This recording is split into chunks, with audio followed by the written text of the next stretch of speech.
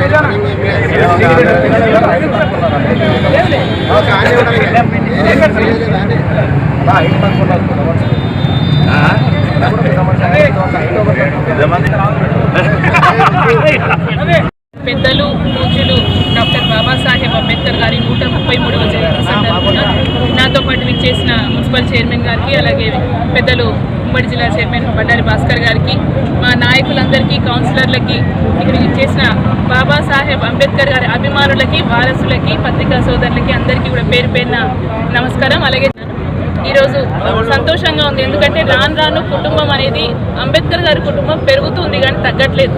కానీ అంబేద్కర్ గారి కలలు కన్న ఆశయాలు అనేది ఇంకా కూడా నెరవేరుతున్న అండంలో కొంచెం జాప్యం అయితే జరుగుతున్న విషయం వాస్తవమే.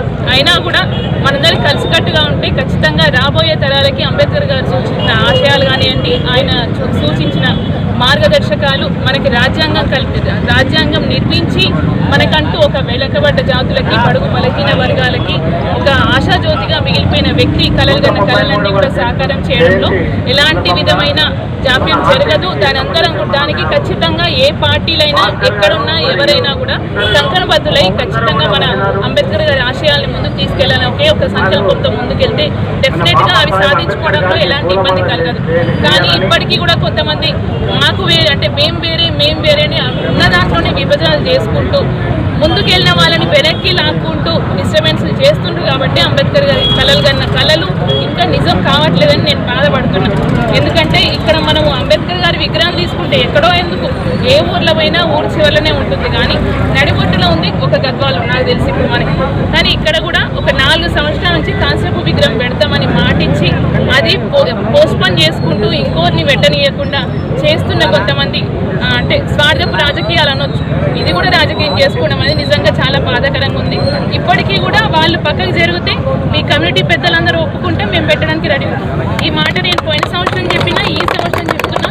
కనీసం వచ్చే సంవత్సరానికి ఆ మాట కాకుండా విగ్రహం ఏర్పాటు చేసుకుంటే మనందరం కూడా పెద్దలకి నివాళి అర్పించడం కేవలం విగ్రహాలు పెట్టుకోవడమేనా అని కూడా క్వశ్చన్ చేయొచ్చు. నేను కూడా చేస్తాను. డెఫినెట్గా నివాళి అర్పించడం అంటే విగ్రహాలు పెట్టుకోవడము, జయంతులు, వర్ధంతులు చేసుకోవడం ముమ్మాటికి కాదు. కానీ ఇలాంటి గొప్ప వ్యక్తుల్ని స్మరించుకుంటూ వాళ్ళు చేసిన అంటే ఆ గొప్ప త్యాగాలను స్మరించుకుంటూ మనకు అందించిన వాళ్ళు మార్గాలని ఒక్కసారి గుర్తు చేసుకోవాలని అవసరం ఉంది. కాబట్టి ఖచ్చితంగా జయంతులు, వర్ధంతులు చేసుకుంటూ వాళ్ళు చూపించిన మార్గదర్శకాలు మనందరం కూడా ముందుకు తీసుకెళ్లాల్సిన అవసరం ఖచ్చితంగా ఉంది. రాబోయే తరాలకి, బడుగు బలహీన వర్గాలకి ఆశాజ్యోతిగా ఇప్పుడు అప్పుడు ఎప్పటికీ కూడా బాబాసాహెబ్ అంబేద్కర్ గారు ఉంటారు.